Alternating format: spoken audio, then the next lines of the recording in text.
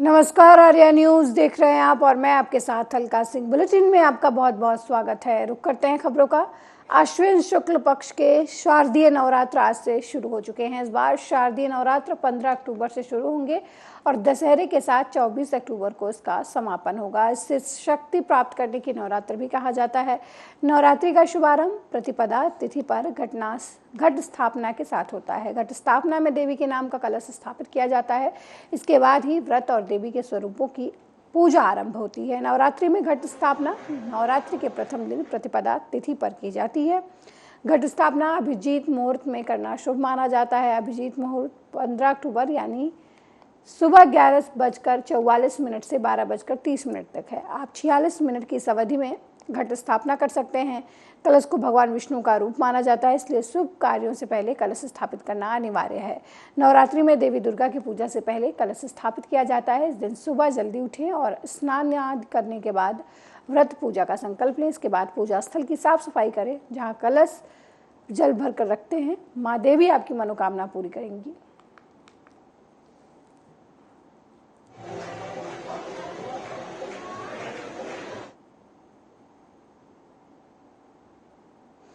वहीं ICC one day world cup में पाकिस्तान के खिलाफ भारत की अजेय रफ्त जारी है। वर्ल्ड कप 2023 में भारत पाकिस्तान के बीच शनिवार को अहमदाबाद के नरेंद्र मोदी स्टेडियम में मुकाबला खेला गया। इस मैच में भारतीय टीम ने 7 विकेट से जीत दर्ज की। वर्ल्ड कप इतिहास में भारतीय टीम ने पाकिस्तान के खिलाफ अब तक 8 मुकाबले खेले हैं और सभी में जीत दर्ज की है। वर्ल्ड कप में भारत की ही तरह पाकिस्तानी टीम ने भी श्रीलंका के खिलाफ अब तक 8 मैच खेले हैं और सभी जीते हैं। इस तरह ये दोनों संयुक्त रूप से बड़ा रिकॉर्ड है।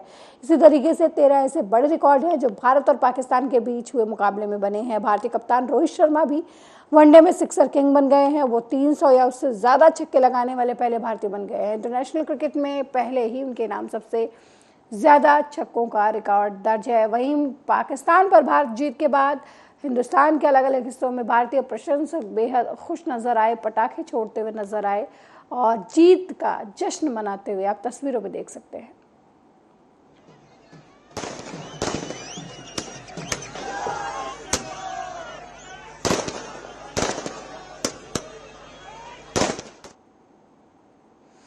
वहीं आईओसी की बैठक पर केंद्रीय खेल मंत्री अनुराग ठाकुर का बयान सामने आया है। उन्होंने कहा कि खेलों में भारत के कदम बढ़ रहे हैं। भारत नई संस्थाओं की तलाश में है।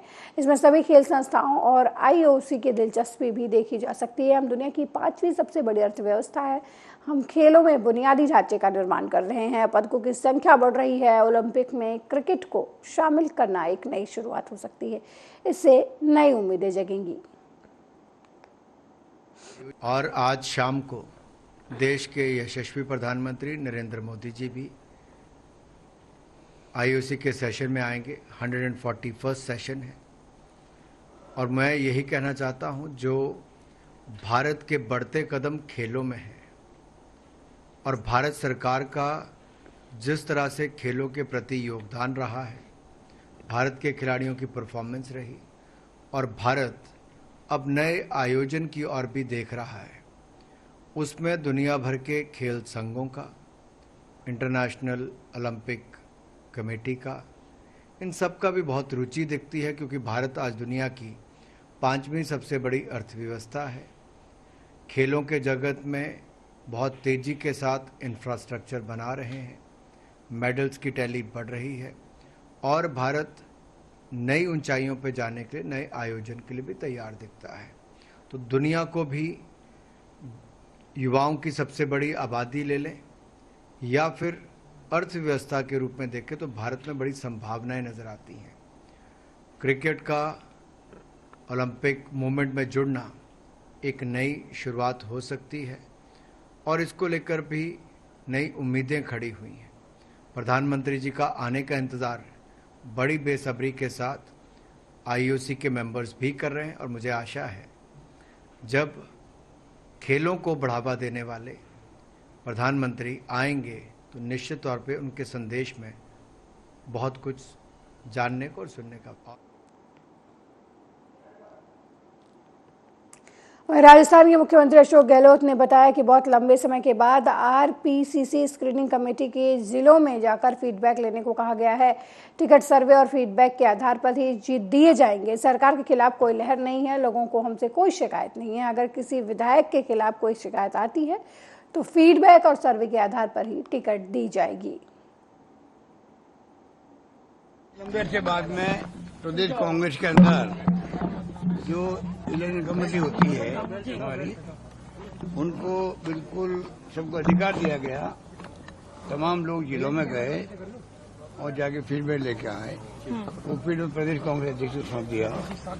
कल अध्यक्ष जी ने सबको कहा, इसके अलावा भी जब आप जाके आए जिलों में, उसके अलावा भी क्योंकि आप पीछे मेंबर हैं, जिन सीटों पे देना चाहें आप अपना मत देना चाहे या सलाह देना चाहें, अब आराम से दिल्ली आके दे सकते हैं। कमेटी के मिस्टर गौरव गोगोई जो चेयरमैन, उनको दे सकते हैं, या अध्यक्ष जी ने कहा ना रात को 9 बजे तो मेरे पास भेज दो, तो मैं आपकी वो भावना पहुंचा दूंगा स्क्रीनिंग कमेटी चेयरमैन के पास में। तो इस प्रकार डिसेंट्रलाइज करके काम हो रहा है, बहुत स्मूथली काम हो रहा है। और जो रिपोर्ट आई है, सर्वे या फीडबैक आए हैं, उसके आधार प्योरली उसके आधार पर टिकट मिलेंगे, ये मैं कह सकता हूँ। देखिए ज्यादा मेरी बात, कुछ तो बात ज्यादा फैलाई गई है। हाँ। जब सरकार के खिलाफ कोई लहर नहीं है, नंबर 1, कोई शिकायत किसी से नहीं है हम लोगों से, और नंबर 3, जब शिकायत एमएलए की करते हैं तो एमएलए के क्षेत्र में तो जाएंगे, ऑब्जर्वर जाएंगे, गए हैं, AICC के गए हैं, उनकी रिपोर्ट आई है, जो सर्वे कंपनी है वो सर्वे कर रही है, हम लोग से फीडबैक लेते हैं, उसके आधार पर ही मान लो वही एमएलए का नाम आता वहाँ पे, तो फिर कमेटी और हम लोग क्या कर पाएंगे, हमें तो फैसला वही करना पड़ेगा।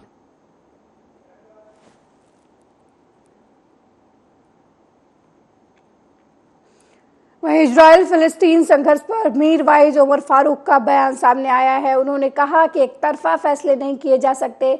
हमने हमेशा महसूस किया है कि इस मुद्दे का समाधान ढूंढना होगा। फिलिस्तीन के लोगों के अधिकार उन्हें दिए जाने चाहिए। हमें लगता है कि फिलिस्तीन के लोगों को उनके बुनियादी अधिकार दिए जाने चाहिए और इजराइल के लोग भी शांति से रह सकेंगे। हम किसी भी समुदाय या देश के खिलाफ नहीं है।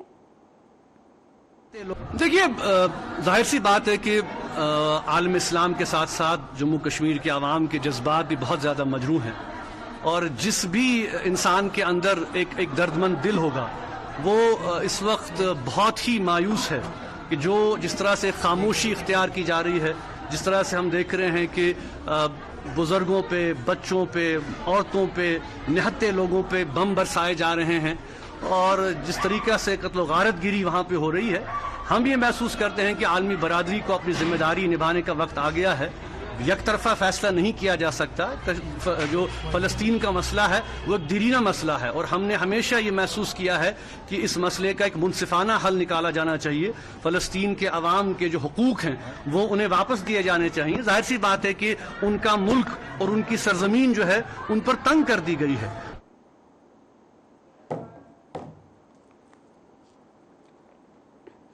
वहीं चेन्नई में आयोजित DMK महिला अधिकार सम्मेलन में एनसीपी सांसद सुप्रिया सूले ने कहा कि आप सभी को वास्तव में हमारी भाषा पर गर्व है, और ये देखना बहुत अद्भुत है कि यहाँ कोई जाति या धर्म बल्कि भाषा के प्रति प्रेम तमिलनाडु को एकजुट करता है। जिस तरीके से आप गर्वित हैं तमिल होने पर, मैं एक गर्वित इंसान महसूस करती हूँ महाराष्ट्रियन होने पर। जिस तरीके से दिल्ली के देश के सहकारी संघवाद पर हमला किया जा रहा है, जिस तरीके से तमिलनाडु लड़ रहा है, उसी तरीके से हम महाराष्ट्र में लड़ रहे हैं। तमिलनाडु और महाराष्ट्र एकजुट होकर ये सुनिश्चित करेंगे कि कोई भी हमारे सहकारी संवाद के खिलाफ ना जाकर हमसे हमारे अधिकार न छीने। Whatever issues are raised, always Honorable Balaji is always leading, be it the MBBS exam, he is always first leading and fighting with the BJP.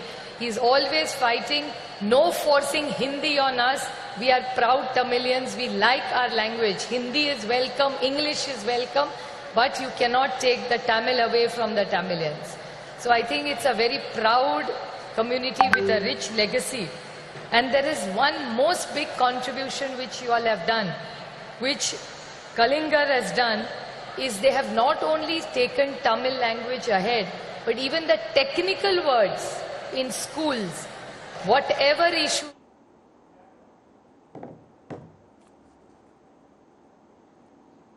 वहीं छत्तीसगढ़ विधानसभा चुनाव पर छत्तीसगढ़ के मुख्यमंत्री भूपेश बघेल ने बीजेपी पर जमकर हमला किया है। उन्होंने कहा कि पिछली बार बीजेपी ने राजनांदगांव में सिर्फ एक सीट जीती थी, इस बार ये सिर्फ सभी सीटें कांग्रेस को मिलने वाली हैं। इस कार्यकाल में सबसे ज्यादा नुकसान अडानी को हुआ है, इसलिए उसकी गिद्ध निगाह छत्तीसगढ़ पर है। बीजेपी को वोट देना मतलब अडानी को ताकतवर बनाना। भारतीय जनता पार्टी के लिए एक सीट नीचे करो भैया सबको। और राजनांदगांव इस समय भी कार्यकर्ता बिल्कुल तैयारी में, ये सीट भी कांग्रेस की झोली में जाने वाली है। भाजपा चुनाव नहीं लड़ रही है, आपने कहा है। भारतीय जनता पार्टी चुनाव नहीं लड़ रही, रमन सिंह चुनाव लड़ रहे हैं। रमन सिंह नहीं लड़ रहे हैं, अमन सिंह लड़ रहे हैं। अमन सिंह नहीं लड़ रहे हैं, अडानी लड़ रहे हैं। क्योंकि ये इससे सबसे ज्यादा नुकसान इस कार्यकाल में हुआ था अडानी को हुआ है, और इसलिए उसकी गिद्ध निगाह छत्तीसगढ़ पर है। और इसलिए मैं कहता हूँ भारतीय जनता पार्टी को वोट देना मतलब अडानी को। नीचे करो नीचे।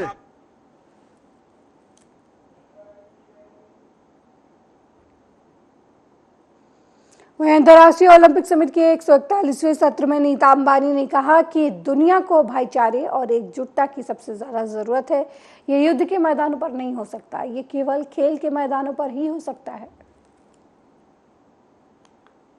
And motto of our 5,000-year-old civilization is Vasudhaiva Kutumbakam, which our Prime Minister declared as the theme at India's presidency of the G20 summit last month.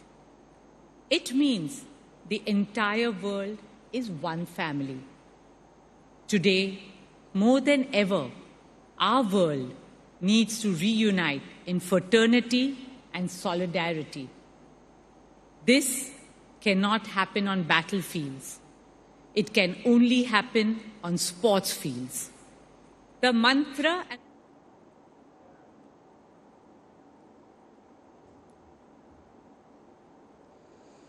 वहीं एशियन गेम में मेडल जीतने वाले हिमाचल के खिलाड़ियों को सरकार की तरफ से पुरस्कार दिया जाएगा। इसकी जानकारी देते हुए हिमाचल प्रदेश के खेल मंत्री विक्रमादित्य सिंह ने कहा कि प्रदेश में खिलाड़ियों को प्रोत्साहित करने के क्रम में हिमाचल प्रदेश सरकार ने निर्णय लिया है कि हाल ही में एशियन गेम में हिमाचल के खिलाड़ियों ने बेहतरीन प्रदर्शन किया। एशियन गेम में हिमाचल के वे खिलाड़ी जो मेडल लेकर आए हैं उन्हें 15 लाख रुपए, जिन्होंने हिस्सा लिया है उन्हें 3 लाख रुपए से सम्मानित किया जाएगा। खेलों को और खिलाड़ियों को प्रोत्साहित करना और उन्हें प्रोत्साहन देना ये हमारा परम दायित्व है। इसी क्रम में हिमाचल प्रदेश सरकार ने ये निर्णय लिया है कि हाल ही में जो हमारी एशियन गेम्स चाइना में कंक्लूड हुई है, जिसमें हिमाचल के खिलाड़ियों ने बेहतरीन प्रदर्शन किया है। 5 खिलाड़ियों ने कबड्डी में मेडल्स जीते हैं और इसके अलावा 7 खिलाड़ियों ने हैंडबॉल में देश का प्रतिनिधित्व किया है, जो हिमाचल प्रदेश से संबंध रखते हैं। इन सब खिलाड़ियों को जो विनर्स है, जो मेडल विनर्स है, उनको 15 लाख रुपए प्रति व्यक्ति, प्रति स्पोर्ट्स पर्सन इनाम दिया जाएगा, और जिन्होंने पार्टिसिपेट किया है उनको 3 लाख रुपए प्रति स्पोर्ट्स पर्सन सरकार की ओर से इनाम दिया जाएगा। हमारा ये प्रयास है कि प्रदेश में खेलों को बढ़ावा दिया जाए, स्पोर्ट्स इंफ्रास्ट्रक्चर को मजबूत किया जाए। मुख्यमंत्री जी इस दिशा में आगे बढ़ रहे हैं और उनके दिशा निर्देश पर हम कार्य कर रहे हैं। इसीलिए हमने ये निर्णय लिया है कि जो हमारे खिलाड़ी हैं, हमारी कप्तान रितु नेगी जी जो सिरमौर से संबंध रखते हैं, और सभी और खिलाड़ियों को जल्द सरकार द्वारा जो है वो सम्मानित किया जाएगा। और हमारे ओर से, सरकार की ओर से, खेल विभाग की ओर से ये प्रोत्साहन राशि मुख्यमंत्री जी की ओर से इन सब खिलाड़ियों को उनके हौसला अफजाई के लिए दी जाएगी। प्रदेश में खेलों को और खिलाड़ियों को प्रोत्साहित करना और उन्हें प्रोत्साहन देना।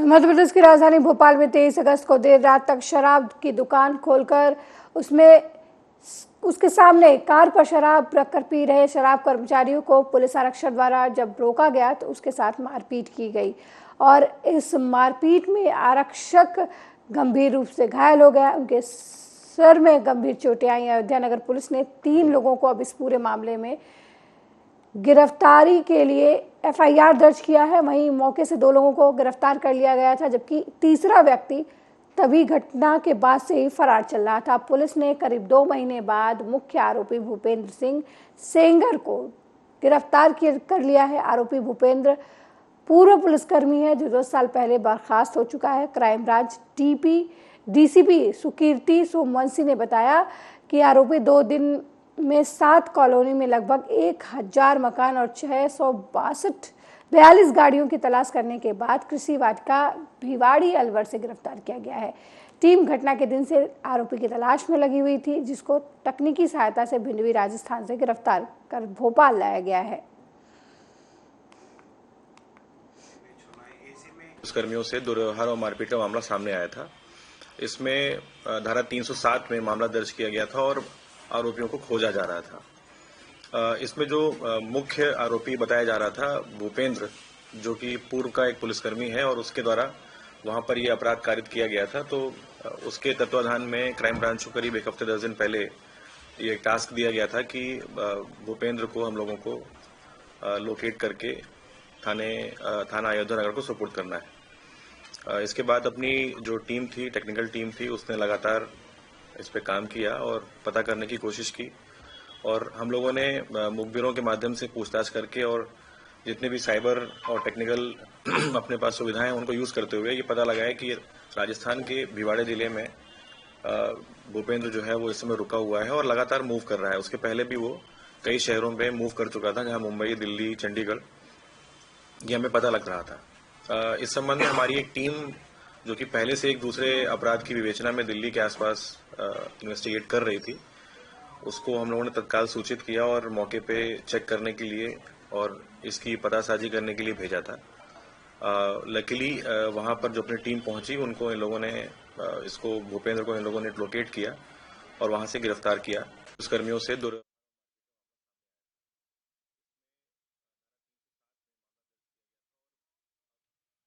शहर के पुलिस स्टेशन सदर के तहत आने वाले गांव खमाचों में एक 19 साल के युवक जिसका नाम गुरदीप सिंह उर्फ सोनू है कि युवकों ने हत्या कर दी। मृतक के परिवार वालों ने बताया कि बंगा शहर में नाई की दुकान करने वाला सोनू 2 अज्ञात युवकों के साथ मोटरसाइकिल पर गया था। जब वो देर रात घर नहीं लौटा तो उन्होंने थाने सदर बंगा पुलिस को शिकायत दी।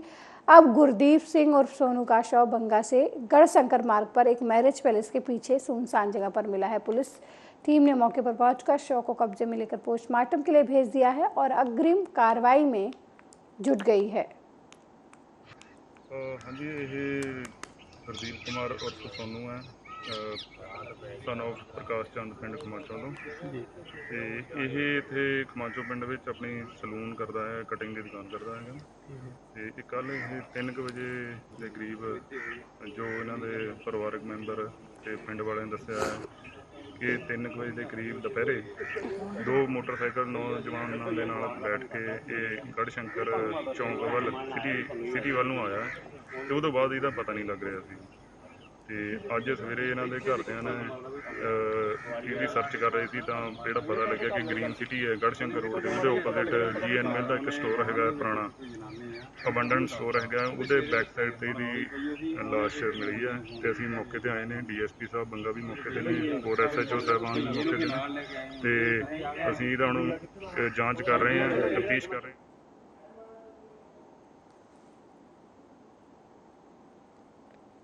वहीं पंजाब पुलिस की तरफ से असामाजिक तत्वों के खिलाफ लगातार कार्रवाई की जा रही है। आपको बता दें कि पंजाब पुलिस अपराध के खिलाफ लगातार एक्शन मोड में है, जहां पर इस मुहिम के तहत उस समय पुलिस को सफलता मिली जब भटिंडा के एक कारोबारी से गोल्डी बराड़ के गुर्गों द्वारा 1 करोड़ की फिरौती की मांग की गई, जिसकी सूचना कारोबारी द्वारा पुलिस को दी गई और पुलिस द्वारा साझा ऑपरेशन करते हुए तीनों बदमाशों को स्कॉर्पियो गाड़ी और असलहे सहित गिरफ्तार कर लिया गया।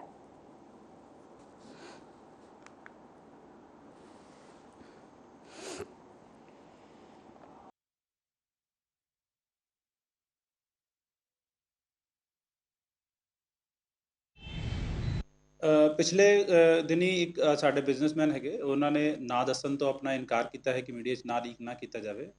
ਉਹਨਾਂ ਤੋਂ 1 ਕਰੋੜ ਦੀ ਫਿਰੌਤੀ ਮੰਗੀ ਸੀਗੀ ਆਪਣੇ ਗੋਲਡੀ ਬਰਾੜ ਜਿਹੜਾ ਗੈਂਗ ਹੈਗਾ ਇਹਨਾਂ ਨੇ, ਔਰ ਇਸ ਰਿਗਾਰਡਿੰਗ ਜਿਹੜਾ ਹੈਗਾ 299 ਨੰਬਰ FIR ਦਰਜ ਕੀਤੀ ਗਈ ਸੀ ਸਿਵਲ ਲਾਈਨ ਥਾਣੇ ਵਿੱਚ।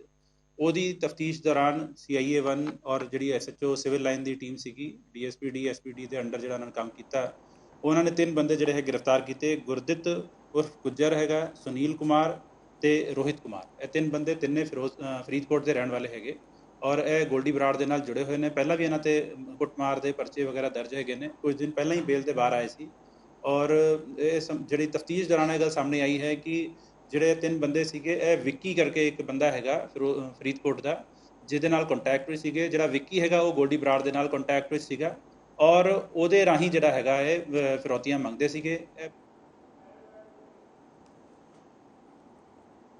रायबरेली में 3 तलाक का मामला सामने आया है, जहां पर बच्चा ना होने की वजह से पति ने अपनी पत्नी को 3 तलाक दे दिया, जिसके बाद पीड़ित पत्नी की तहरीर पर पुलिस ने मुकदमा दर्ज कर आरोपी की तलाश शुरू कर दी। मामला मिल एरिया थाना क्षेत्र के वलीपुर गांव का है, जहां के रहने वाली रजिया की शादी लगभग 20 साल पहले मोहम्मद उमर के साथ हुई थी।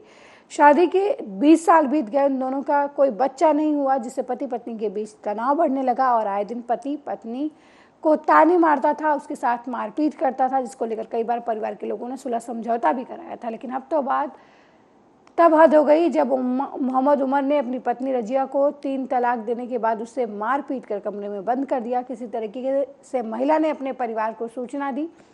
मौके पर पहुंचे परिजनों ने महिला को घर से बाहर निकाला और थाने पहुंचकर आरोपी के खिलाफ मुकदमा दर्ज करवाया।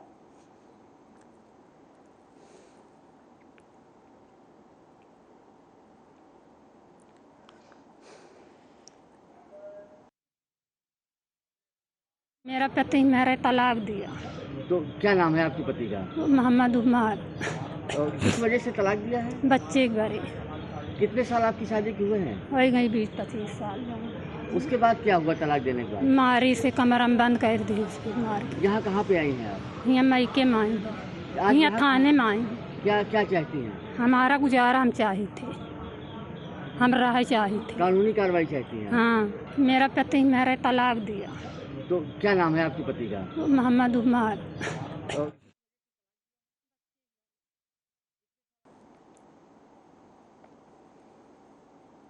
वहीं बुलंदशहर के खुर्जानगर कोतवाली क्षेत्र के बरौली गांव में 2 दिन पहले मीना हत्याकांड मामले का खुलासा करते हुए पुलिस ने मृतका के दामाद को गिरफ्तार कर लिया है।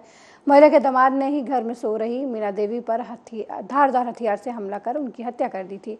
फिलहाल पुलिस ने आरोपी को गिरफ्तार कर लिया है और उसकी निशानदेही पर आला कत्ल भी बरामद कर लिया है। ये थाना खुर्जानगर जनपद बुलंदशहर में 10/11 की रात्रि में मीना देवी नाम की एक महिला, जिसकी उम्र करीब 55-56 साल रही होगी, उसकी हत्या अपने घर में सोने के दौरान ही कुल्हाड़ी से उसके सर पर वार करके कर दी गई थी। तो इसके संबंध में पुलिस ने घटनास्थल का मुआयना किया, मुकदमा पंजीकृत किया गया। घटना के अनावरण के लिए 3 टीमें थाने से गठित की गई थीं। इन टीमों द्वारा अथक प्रयास करते हुए घटना का जो मुख्य अभियुक्त है, जिसका नाम बंटी है, जो कि मृतका का दामाद है, उसको पुलिस ने पकड़ा है और उसके द्वारा संपूर्ण घटना को स्वीकार भी कर लिया गया है। उसके द्वारा यह बताया गया है कि जो इसकी बंटी की सास है मृतका मीना देवी, वह अपनी लड़की को उसके ससुराल नहीं जाने देती थी, जिसके कारण इसको ये लगता था कि इसकी सास ने इसके पारिवारिक जीवन में कलह पैदा कर रखा है। इसी रंजिश के कारण इसने अपनी सास की हत्या कारित कर दी।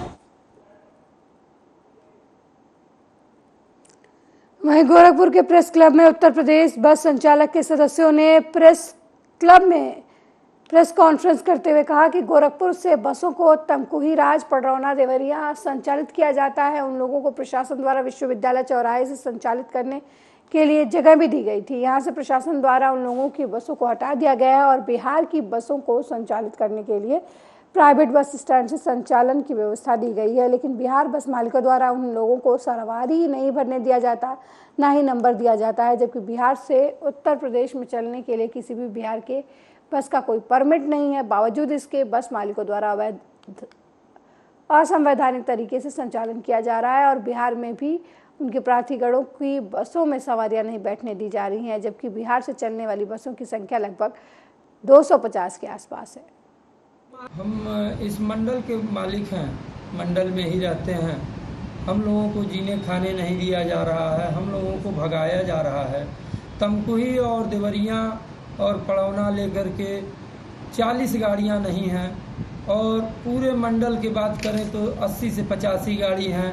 बिहार से 300 बसें घुसती हैं उत्तर प्रदेश में। अभी रेलवे का काम चालू हुआ है तो बिहार की गाड़ियां, जिसकी बेतिया से 2 गाड़ी आती थी, नरकटियागंज से 2 गाड़ी आती थी, गोपालगंज से 2 गाड़ी आती थी, वो लोग 20-20 गाड़ी भेजे हैं और यूनिवर्सिटी चौराहे से और मोहद्दीपुर चौराहे तक पूरा जाम लगा है। और जाम जब लगा है तो यहाँ पे जो भी बस मालिक चलवाते हैं बिहार वहार देख रेख करते हैं, वो लोग बताए अधिकारियों के कि सर यह तमकुही और गोपालगंज और देवरिया की गाड़ियाँ यहाँ पे लगती हैं, वही सब जाम फैलाते हैं। अरे सर, हम लोगों के पास तो 1 गाड़ी 2 गाड़ी किसी तरह, आँखी से आंसू गिरता भैया। अपनी के गाड़ी 15 दिन से खड़ी है, 4-5 टके लगे, किस्त कहाँ दिया जाए, टैक्स कहाँ दिया जाए। हमारे लड़का डिवाइड में पड़े ना, कुल फीस था जमा कर पाता है, ये हमारी अपनी कंडीशन।